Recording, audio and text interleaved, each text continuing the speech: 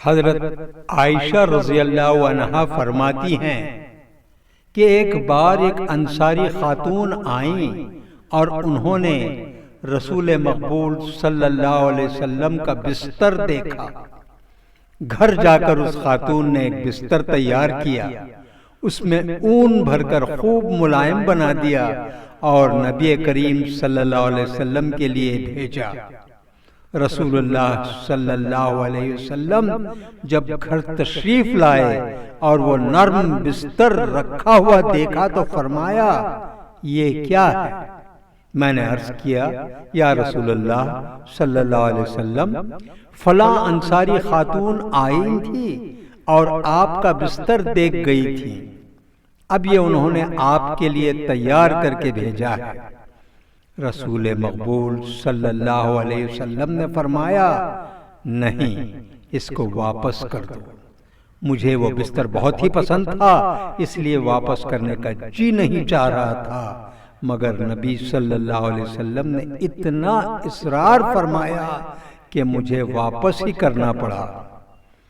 رسول مقبول صلی اللہ علیہ وسلم ایک بار چٹائی پر سو رہے تھے، لیٹنے سے آپ کے جسم مبارک پر چٹائی کے نشانات پڑ گئے۔ حضرت عبداللہ بن مسعود رضی اللہ عنہ فرماتے ہیں، میں نے دیکھ کر رونے لگا۔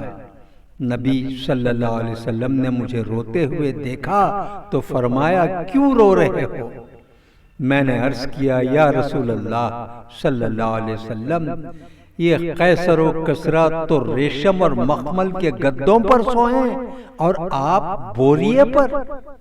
نبی صلی اللہ علیہ وسلم نے ارشاد فرمایا، یہ رونے کی بات نہیں، ان کے لیے دنیا ہے اور ہمارے لیے آخرت ہے۔ ایک بار نبی صلی اللہ علیہ وسلم نے ارشاد فرمایا، میں عیش و آرام اور بے فکری کی زندگی کیسے گزار سکتا ہوں، جبکہ حال یہ ہے کہ اسرافیل منہ میں سور لیے کان لگائے حکم بجا لانے کے لیے سر جھکائے انتظار کر رہے ہیں کہ کب سور پھونکنے کا حکم ہوتا ہے۔ نبی کریم صلی اللہ علیہ وسلم کا یہ اسوہ مطالبہ کرتا ہے کہ مومن اس دنیا میں مجاہدانہ زندگی گزارے اور عیش کوشی سے پرہیز کرے۔ اور ہاں، جب سونے اور بستر کی بات ہو رہی ہے تو ناظرین یہ بھی سنتے جائیے کہ سونے کے وقت گھر کا دروازہ بند کر لیجئے، کھانے پینے کے برتن ڈھانک دیجئے، چراغ اور لالٹین وغیرہ بجھا دیجئے، اور اگر آگ جل رہی ہو تو اس کو بھی بجھا دیجئے۔ ایک بار مدینے میں رات کے وقت کسی کے گھر میں آگ لگ گئی تو نبی کریم صلی اللہ علیہ وسلم نے فرمایا، آگ تمہاری دشمن ہے، جب سویا کرو تو آگ بجھا دیا کرو۔ اور رسول مقبول صلی اللہ علیہ وسلم نے فرمایا، جب شام ہو جائے تو چھوٹے بچوں کو گھر سے باہر نہ نکلنے دو، کیونکہ اس وقت شیاطین زمین میں پھیل جاتے ہیں۔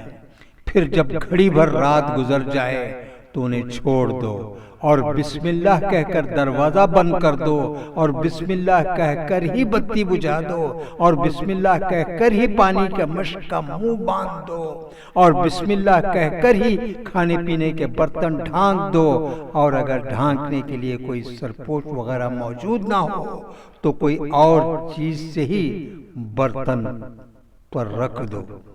اور چلتے چلتے ناظرین و سامعین یہ ضرور یاد رکھیں، دین زندہ تو ہم زندہ۔ نور احمد کو اجازت دیجیے۔ فانوس بن کے جس کی حفاظت ہوا کرے، وہ شمع کیا بجھے جسے روشن خدا کرے۔ اللہ حافظ۔